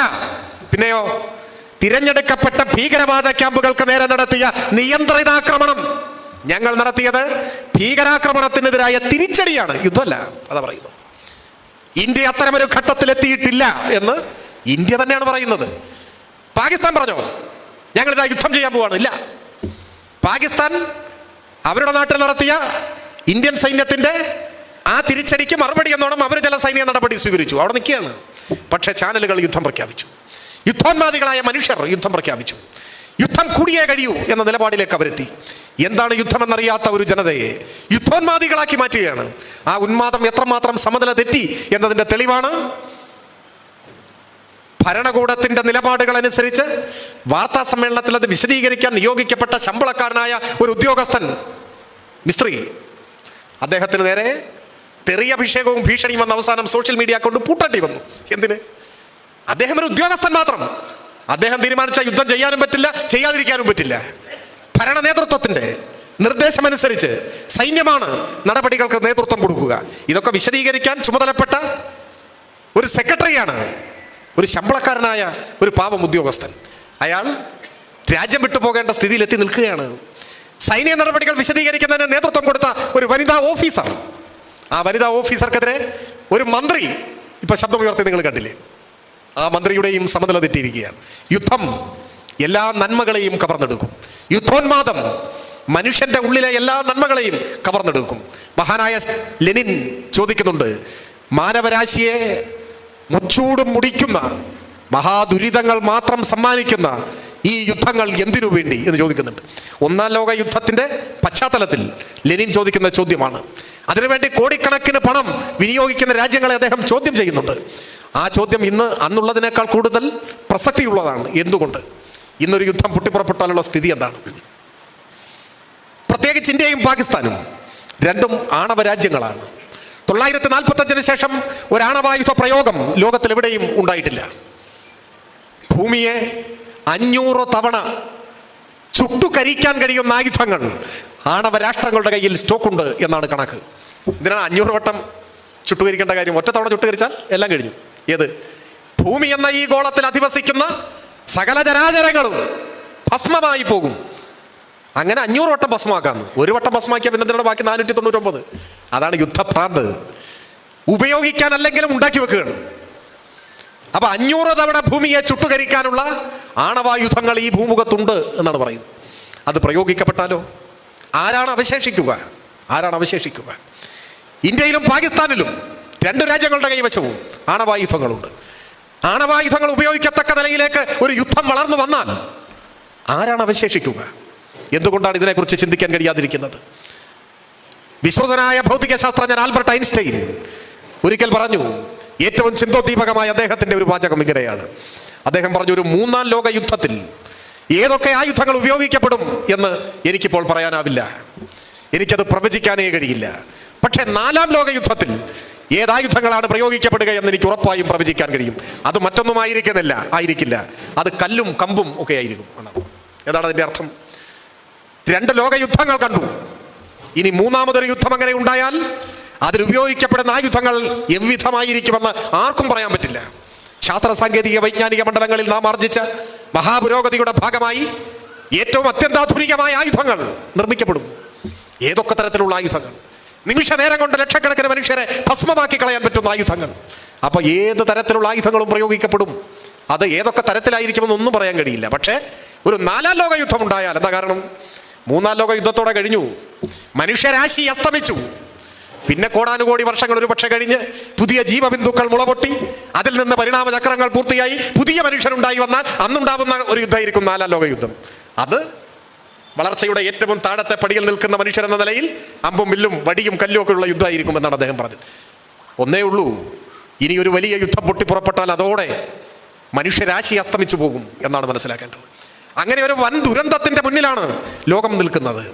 അപ്പോ സമാധാനത്തിന് വേണ്ടി ശബ്ദമുയർത്തുക എന്നത് ഈ മനുഷ്യവംശത്തിന്റെ നിലനിൽപ്പിന്റെ ഏറ്റവും ആദ്യത്തെ മുദ്രാവാക്യമായി മാറുകയാണ്. പിന്നെയും എങ്ങനെയാണ് ഈ യുദ്ധഭ്രമം പൊട്ടിപ്പുറപ്പെടുന്നത്? ആരാണ് യുദ്ധത്തിന് കാത്തിരിക്കുന്നത്? യുദ്ധത്തിൽ ആർക്കാണ് ലാഭം? നാം ഗൗരവതരമായി ചിന്തിക്കേണ്ട, പരിശോധിക്കേണ്ട, പഠിക്കേണ്ട ഒരു കാര്യമാണത്. ലോകത്തിലെ ഏറ്റവും ലാഭമുള്ള കച്ചവടം ഏതാണ് നിങ്ങൾക്കറിയൂ? അത് എണ്ണയുടേതാണോ, ഭക്ഷ്യധാന്യങ്ങളുടേതാണോ, പഴവർഗ്ഗങ്ങളുടേതാണോ, വസ്ത്രങ്ങളുടേതാണോ? ഒന്നുമല്ല, ആയുധം. ലോകത്തിലെ ഏറ്റവും ലാഭമുള്ള ബിസിനസ് ആയുധ വ്യാപാരമാണ്. പടക്കോപ്പുകളുടെ, പോർവിമാനങ്ങളുടെ, അത്യന്താധുനികമായ തോക്കുകളുടെ, ആയുധ സംവിധാനങ്ങളുടെ, പ്രതിരോധ സംവിധാനങ്ങളുടെ ഒക്കെ കച്ചവടമാണ്. അതിന് ഇത്രയാണ് വില എന്നില്ല. പെട്രോളിനും ഡീസലിനൊക്കെ ഇന്ത്യയിൽ തോന്നിയ വിലയാണെങ്കിലും ആഗോള വിപണിയിൽ ക്രൂഡ് ഓയിലിന്റെ ബാരലിന് ഇത്ര ഒരു ഫിക്സഡ് പ്രൈസ് ഉണ്ട്. എന്നാൽ രാഷ്ട്രങ്ങൾ നിർമ്മിക്കുന്ന ആയുധങ്ങൾക്ക് ആര് വില നിശ്ചയിക്കും? അത് ആയുധ കച്ചവടക്കാരാണ് വില നിശ്ചയിക്കുക. ആരാണ് ലോകത്തിന്റെ ആയുധ കച്ചവടക്കാർ? പല രാജ്യങ്ങളും ആയുധം ഉണ്ടാക്കുന്നുണ്ട്, വിൽക്കുന്നുമുണ്ട്. എന്നാൽ ആഗോള ആയുധ വിപണിയിലെ മൊത്തം കച്ചവടത്തിന്റെ 42% കൈവശപ്പെടുത്തിയിരിക്കുന്നത് ഒരേ ഒരു രാജ്യം. ആ രാജ്യത്തിന്റെ പേരാണ് അമേരിക്ക. അതാണ് ആഗോള ആയുധ കച്ചവടക്കാരന്റെ പേരാണ് അമേരിക്ക. എവിടെയോ വായിച്ചതായിട്ട് ഓർക്കുന്നു, അമേരിക്കൻ ദേശീയ വരുമാനത്തിന്റെ ഗണ്യമായ പങ്കും അവർക്ക് ലഭിക്കുന്നത് ആയുധ കച്ചവടത്തിലൂടെയാണ്. ലോകത്തിൽ പല രാജ്യങ്ങളും നിലനിൽക്കുന്നതിന് ഏറ്റവും കൂടുതൽ ആശ്രയിക്കുന്ന ഒരു രംഗമുണ്ടാവും. ഇന്ത്യ ഇപ്പോഴും അറിയപ്പെടുന്നത് കാർഷിക രാജ്യം എന്നാണ്. എന്തുകൊണ്ടാണ്? ഏറ്റവും കൂടുതൽ ഇന്ത്യക്കാർ ജീവിക്കാൻ ആശ്രയിക്കുന്നത് കൃഷിയെയാണ്. അതാണ് നാം കാർഷിക രാജ്യം. ചില മധ്യേഷ്യൻ രാജ്യങ്ങൾ, വെനസ്വല പോലെയുള്ള രാജ്യങ്ങളൊക്കെ അവരുടെ ദേശീയ വരുമാനത്തിന്റെ മുഖ്യ പങ്കും കേന്ദ്രീകരിച്ചിരിക്കുന്നത് എണ്ണയിലാണ്. പെട്രോളിയം ഉൽപ്പന്നങ്ങൾ, എണ്ണ കുടിച്ചെടുക്കുന്ന, അതിനെ ആശ്രയിച്ച് ജീവിക്കുന്നു. ഇറാനെ കുറിച്ച് പറയാറ് പ്രകൃതിവാതകമാണ് ഇറാന്റെ നട്ടല്. അമേരിക്കയോ ആയുധമാണ്. കൃഷിയല്ല, എണ്ണയല്ല, പ്രകൃതിവാതകമല്ല, വ്യാപാരമല്ല, ആയുധമാണ്. ആയുധം വിറ്റ് ജീവിക്കുന്ന രാജ്യമാണ്. ഏറ്റവും കൂടുതൽ ആയുധം വാങ്ങുന്ന രാജ്യം ഏതാണ്? സ്റ്റോക്ക്ഹോം ഇന്റർനാഷണൽ പീസ് ഇൻസ്റ്റിറ്റ്യൂട്ട് ഈ അടുത്ത് പുറത്തിറക്കിയ റിപ്പോർട്ട് പ്രകാരം കഴിഞ്ഞ 4-5 കൊല്ലത്തെ കണക്കനുസരിച്ച് ഏറ്റവും കൂടുതൽ ആയുധങ്ങൾ ഇറക്കുമതി ചെയ്തിരിക്കുന്ന രാജ്യം നമ്മുടെ രാജ്യമാണെന്ന് പറയുന്നത്. ഇന്ത്യ അങ്ങനെയാണ് പറയുന്നത്. ഏകദേശം 10% വരും അത്രയാണ്. ലോകത്തിലെ മറ്റെല്ലാ രാജ്യങ്ങളും കൂടി ബാക്കി 90%. ഇന്ത്യ ഒറ്റക്ക് ഏതാണ്ട് 10%. ഇതിൻ്റെ ലളിതമായ സാമ്പത്തിക ശാസ്ത്രം എന്താണ്? ഉള്ള കാശ് മുഴുവൻ കൊടുത്ത് ആയുധം വാങ്ങുകയാണ് നമ്മൾ. അമേരിക്ക ഉള്ള ആയുധം മുഴുവൻ വിറ്റ് കാശ് വാങ്ങുകയാണ്. ഇതാണ് വ്യത്യാസം. ലോകത്തിൽ സംഘർഷങ്ങൾ ഇല്ലാതെയായാൽ ലോകത്തിലെല്ലായിടത്തും സമാധാനം വന്നു എന്ന് സങ്കല്പിക്കുക. അത് നമ്മുടെ സ്വപ്നമാണ്. എല്ലാ ലോകരാജ്യങ്ങളിലും സമാധാനം. ഇന്ത്യയും പാകിസ്ഥാനും തമ്മിൽ സംഘർഷങ്ങളില്ല. സമാധാനത്തിൻ്റെയും സൗഹൃദത്തിൻ്റെയും 100 പൂക്കൾ വിടരുന്ന ഒരു മഹാവസന്തം ഇരു രാജ്യങ്ങൾക്കുമിടയിൽ രൂപപ്പെട്ടു. സാഹോദര്യത്തോടെ പുലരുന്നു. ഇപ്പോൾ ഇന്ത്യയും ഭൂട്ടാനും തമ്മിലുള്ള അതിർത്തി കണ്ടിട്ടുള്ളവർ ഒരു പക്ഷേ ഉണ്ടാവും. ജയ്ഗാവ് എന്ന് പറയുന്ന ഒരു ഇന്ത്യൻ ഗ്രാമമാണ്. ഒരു ചെറിയ ഗേറ്റ് അവിടെ കാണാം. ആ ഗേറ്റിനപ്പുറം ഭൂട്ടാനാണ്. ഭൂട്ടാൻകാര സ്ഥലത്തെ വിളിക്കുക ഫുട്സ്ലിംഗ് എന്നാണ്. അവിടെ നോക്കിയാൽ ഒരു ചെറിയ ടാർപ്പായ വലിച്ചു കെട്ടിയിട്ട് അതിൻ്റെ താഴെ നിങ്ങളൊക്കെ ഇരിക്കുന്ന പോലെ ഒരു ഫൈബർ കസേര ഇട്ടിട്ട് ഒരു പട്ടാളക്കാരൻ ഇരിപ്പുണ്ട്, ഇന്ത്യൻ പട്ടാളക്കാരൻ. അയാളുടെ കയ്യിൽ തോക്കൊന്നുമില്ല.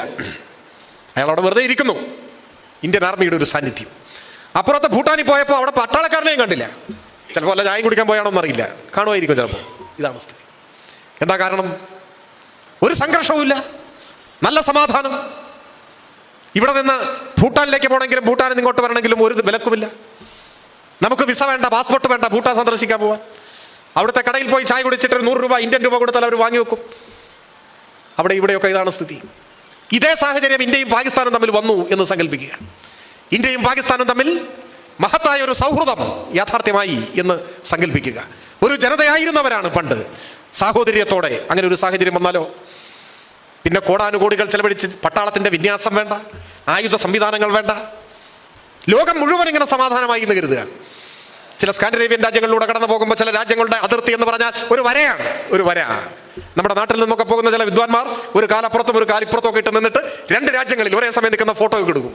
ഒരു കുഴപ്പമില്ല, സമാധാനമാണ്. ലോകത്തിലെ എല്ലാ രാജ്യങ്ങൾക്കും ഇടയിൽ ഈ സമാധാനം വന്നു എന്ന് കരുതുക. നല്ല സാഹോദര്യം.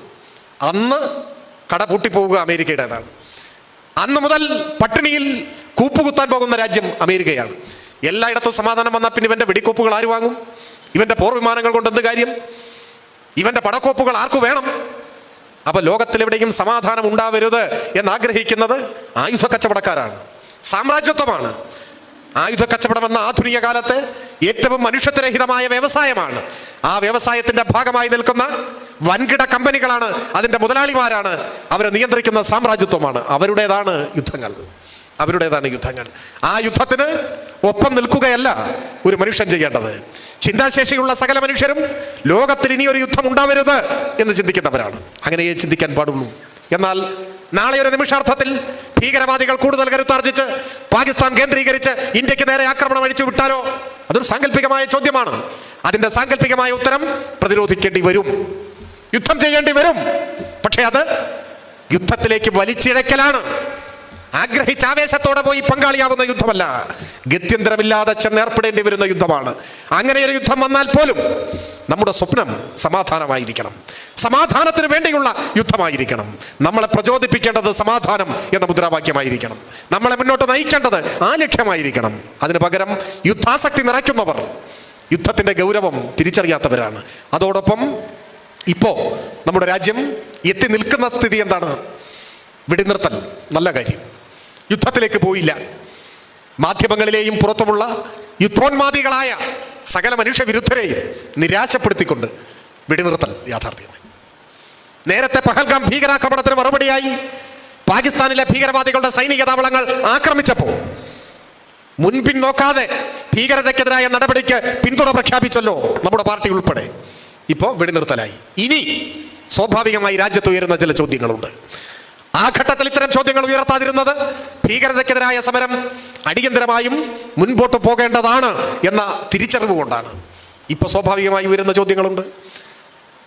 ഒരു യുദ്ധോന്മാദത്തിന്റെ അവസ്ഥയിലേക്ക് ഇന്ത്യയെ നയിക്കാൻ ഒരു കൂട്ടം ആളുകൾ പിന്നെയും പിന്നെയും ആഞ്ഞു പ്രചരിപ്പിച്ചത് പഹൽഗാമിൽ ഇത്രയും പേരെ കൊന്നില്ലേ എന്നാണ്.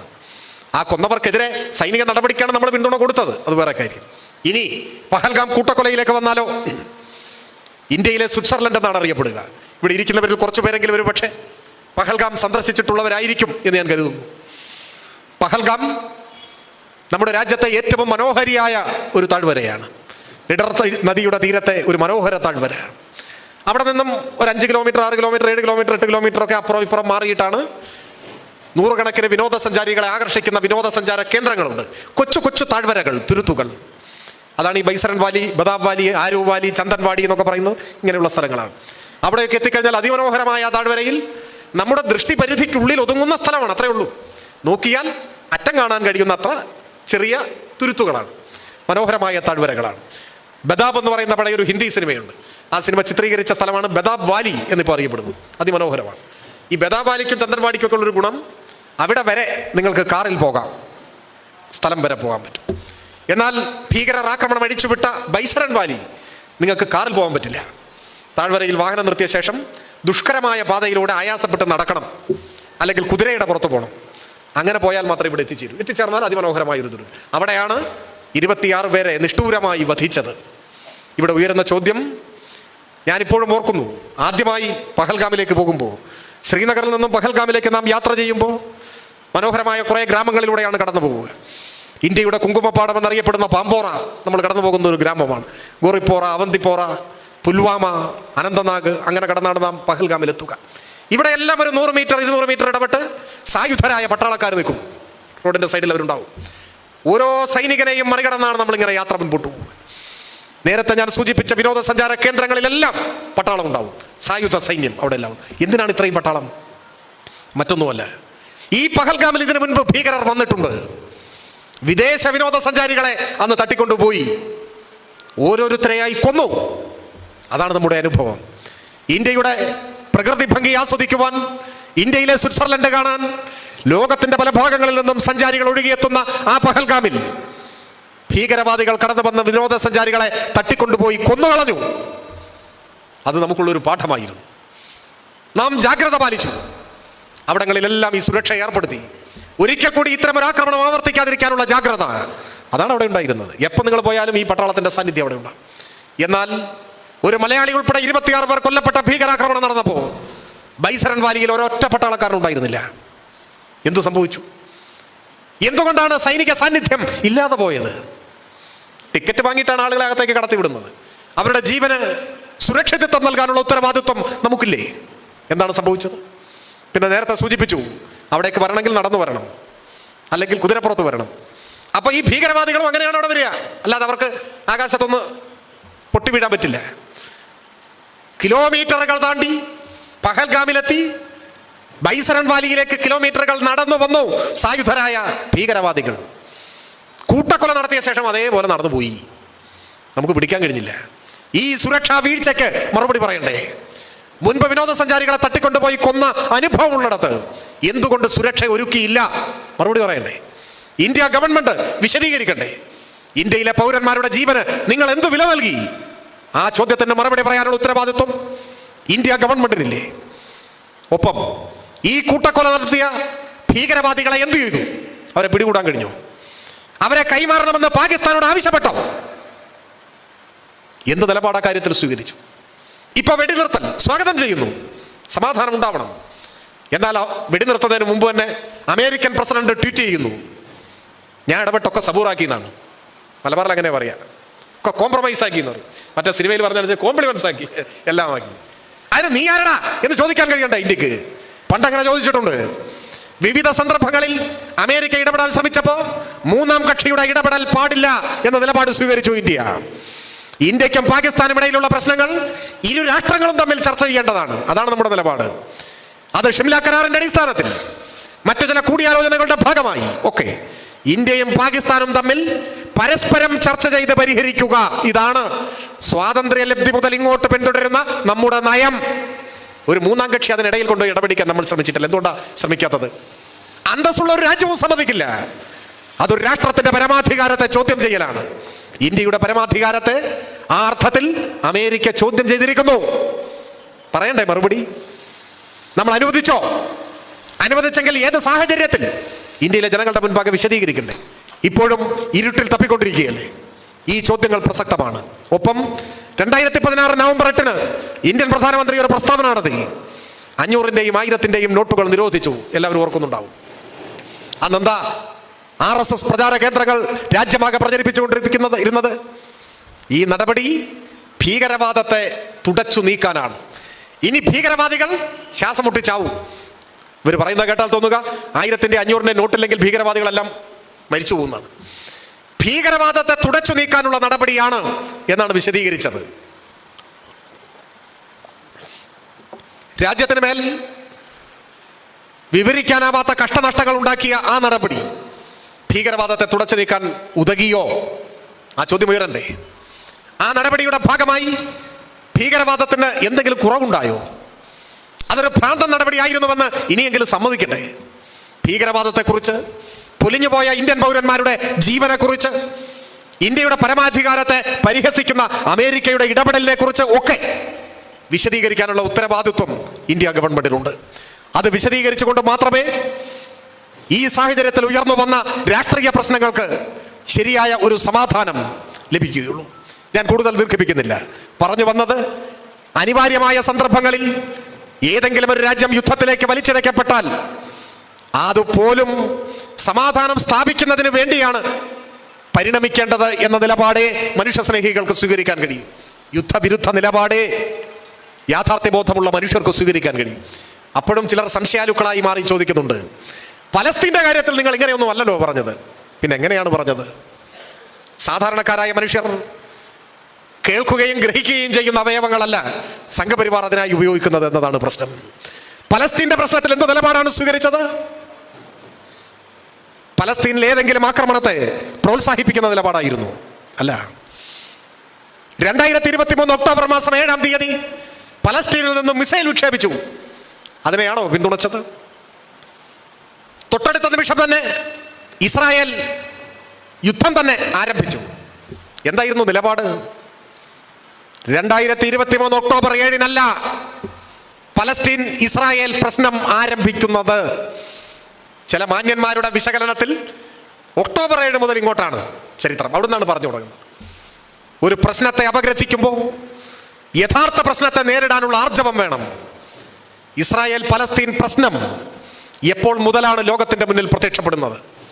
ഏറ്റവും ചുരുക്കി പറഞ്ഞാൽ 948 മുതലാണ്. ഞാൻ ആ വിശദമായ ചരിത്രത്തിലേക്ക് ഇപ്പോൾ കടന്നു പോകുന്നില്ല.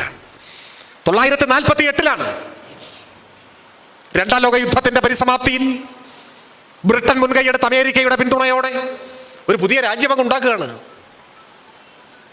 ആ രാജ്യരൂപീകരണത്തിന് ആസ്പദമായിട്ടുള്ള കത്ത്, അതിന്റെ വിശദാംശങ്ങളെല്ലാം ചരിത്രത്തിന്റെ ഭാഗമാണ്. ഒരുപാട് സമയം എടുത്ത് സംസാരം നീട്ടണമെന്ന് ആഗ്രഹിക്കാത്തതുകൊണ്ടാണ് അതിലേക്ക് പോകാത്തത്. പക്ഷെ ലോകത്തിൽ മറ്റാരും വന്ന് ഇസ്രായേലിനെ അംഗീകരിച്ചിട്ടില്ല. നമ്മുടെ രാജ്യം പോലും അംഗീകരിച്ചിട്ടില്ല. ഇന്ത്യ, കോൺഗ്രസ് അംഗീകരിച്ചിട്ടില്ല. ഇപ്പൊ പിന്നെ കോൺഗ്രസ് എന്നൊന്നും പറയാൻ പറ്റില്ല. കോൺഗ്രസ് എന്ന മഹാപ്രസ്ഥാനം ഇന്നില്ല. ഇന്ന് ഗാന്ധിജി അപമാനിക്കും വിധം ഖദർ ധരിക്കുന്ന, കോൺഗ്രസിന്റെയോ രാജ്യത്തിന്റെയോ ചരിത്രം മനസ്സിലാക്കിയിട്ടില്ലാത്ത ഭിക്ഷാന്തേഹികളുടെ ഒരു കൂട്ടം മാത്രമാണ് ഉള്ളത്. ഏതെങ്കിലും ഗൗരവതരമായ ഒരു പരാമർശത്തിന് പോലും അർഹതയില്ലാത്ത വിധം ഇന്ത്യയിലെ കോൺഗ്രസ് നിർജീവമായി കഴിഞ്ഞു. പക്ഷെ 48-ലെ കോൺഗ്രസ് അംഗീകരിച്ചിട്ടില്ല ഇസ്രായേലിനെ. മഹാത്മാഗാന്ധി അംഗീകരിച്ചിട്ടില്ല, നെഹ്റു അംഗീകരിച്ചിട്ടില്ല, ഒരു രാജ്യവും അംഗീകരിച്ചില്ല. ഇന്ത്യ പതിറ്റാണ്ടുകൾ ഇസ്രായേലിനെ ഒരു രാജ്യമായി അംഗീകരിക്കുകയോ ഇവിടെ നിന്നൊരു അംബാസഡറെ അങ്ങോട്ട് അയക്കുകയോ ചെയ്തിട്ടില്ല. ആ നയത്തിനൊക്കെ മാറ്റം വരുന്നത് എപ്പോഴാണ് എന്നെല്ലാവർക്കും അറിയാം. നരസിംഹറാവുവിൻ്റെ കാലത്താണ് നയങ്ങൾ മാറി തുടങ്ങിയത്. പറഞ്ഞു വന്നത്, 48-ൽ ഒരു രാജ്യമായിരുന്ന പലസ്തീൻ നിരന്തരമായ ആക്രമണങ്ങളെ നേരിട്ട് ഇപ്പൊ ഭൂപടമെടുത്ത് നോക്കിയാൽ ഭൂതക്കണ്ണാടിയുടെ സഹായം വേണം പലസ്തീനെ കണ്ടുപിടിക്കാൻ. പലസ്തീന്റെ ഭൂമി മുഴുവൻ കവർന്നെടുത്ത് ഇസ്രായേൽ വിപുലീകരിക്കപ്പെട്ടു. ഇസ്രായേൽ ഒരു രാജ്യമായി മാറി, പലസ്തീൻ ഒരു രാജ്യമല്ലാതെയായി മാറി. ലക്ഷക്കണക്കിന് മനുഷ്യർ കൊന്നു തള്ളപ്പെട്ടു. 48 മുതൽ ആക്രമിക്കപ്പെടുന്ന ഒരു ജനതയാണ്. 48 മുതൽ നിരന്തരമായി ഭൂമി കയ്യേറ്റത്തിന് ഇരയാവുന്ന ഒരു നാടാണ് പലസ്തീൻ. നിരന്തരമായി ആക്രമിക്കപ്പെടുന്നവർ, ദുർബലമായ ഒരു പ്രതിരോധം നടത്തി. അതാണ് ഇവിടെ പരാമർശിക്കപ്പെടുന്ന ഒക്ടോബർ 7 എന്നൊക്കെ പറയുന്നത്. അവിടെ നല്ല ചരിത്രം തുടങ്ങും. ചരിത്രം കുറെ മുൻപിൽ നിന്ന് തുടങ്ങുകയാണ്. നിരന്തരം ആക്രമിക്കപ്പെടുന്നു, കൊല്ലപ്പെടുന്നു, തകർക്കപ്പെടുന്നു, ഭൂമി മുഴുവൻ അന്യാധീനപ്പെടുന്നു. ജീവിച്ചിരുന്നുവെന്നതിന് നേരിയൊരു അടയാളം പോലും അവശേഷിപ്പിക്കാതെ ഈ ഭൂപടത്തിൽ നിന്നും പലസ്തീൻ പൂർണ്ണമായി മാഞ്ഞു പോകും എന്ന ഘട്ടത്തിലാണ് ഒരു ദുർബലമായ തിരിച്ചടി നടത്തിയത്. നമ്മുടെ നിലപാടെന്തായിരുന്നു? അതിനെ തുടർന്ന് വന്നുകൊണ്ടിരുന്ന ആക്രമണം ഒരു അന്തിമ യുദ്ധമായി ഇസ്രായേൽ മാറ്റി. നമ്മൾ അവിടെയും സമാധാനം വേണമെന്നാണ് പറഞ്ഞത്.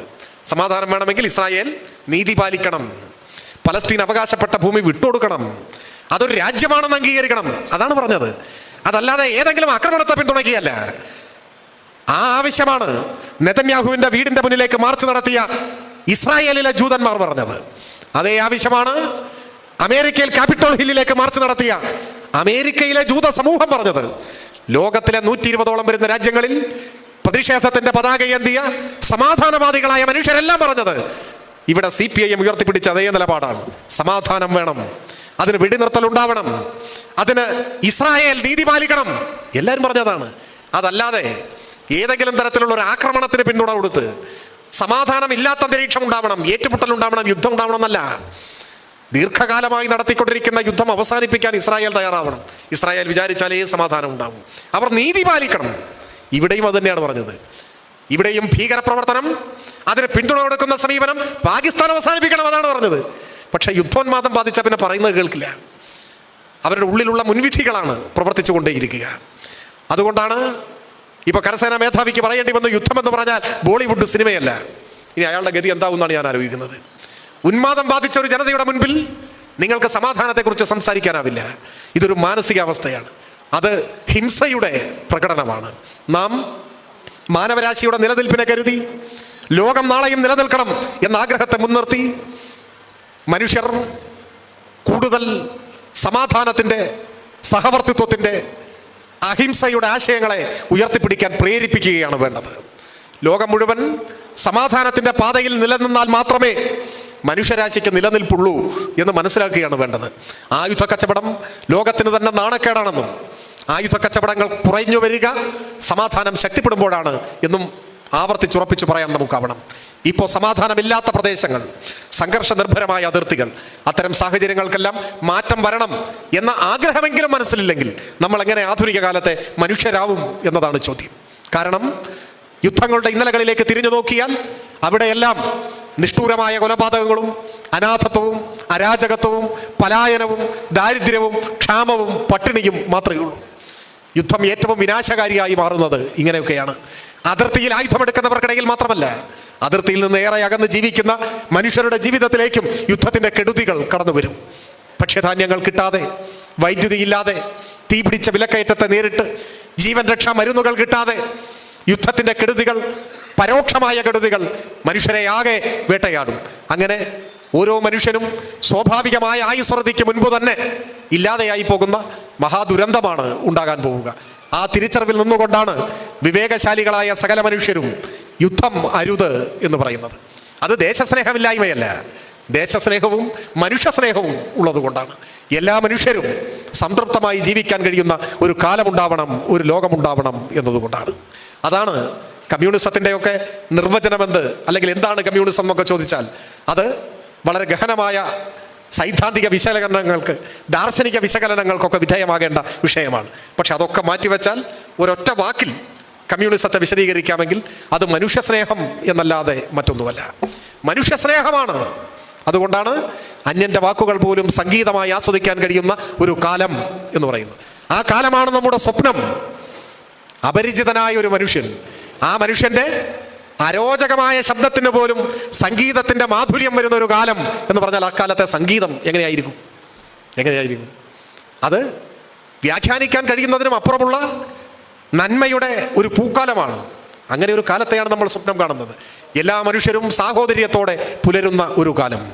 അങ്ങനെ ഒരു കാലത്തെ സ്വപ്നം കാണുന്നവർക്ക് ഒരിക്കലും മനുഷ്യർ തമ്മിൽ കൊന്നൊടുക്കുന്ന വിനാശകാരിയായ യുദ്ധങ്ങൾക്ക് സ്വാഗതമോതാനാവില്ല. അതുകൊണ്ട് സമാധാനം എന്നത് ഈ കാലത്ത് ഏറ്റവും പ്രാധാന്യമേറിയ ഒരു രാഷ്ട്രീയ മുദ്രാവാക്യമാണെന്നും ആ മുദ്രാവാക്യം ആത്യന്തികമായി മുതലാളിത്തത്തിനും സാമ്രാജ്യത്വത്തിനും ആയുധ കച്ചവടത്തിനും എതിരാണ് എന്നും നാം തിരിച്ചറിയേണ്ടതുണ്ട്. മനുഷ്യപക്ഷപാതികളായ ലോകത്തിലെ സകലരും സമാധാനത്തിന്റെ മുദ്രാവാക്യം ഉയർത്തേണ്ട ഒരു ഘട്ടമാണിത് എന്ന് കൂടി സൂചിപ്പിച്ചുകൊണ്ട് ഞാൻ എൻ്റെ എളിയ വാക്കുകൾ അവസാനിപ്പിക്കുന്നു. അഭിവാദനം.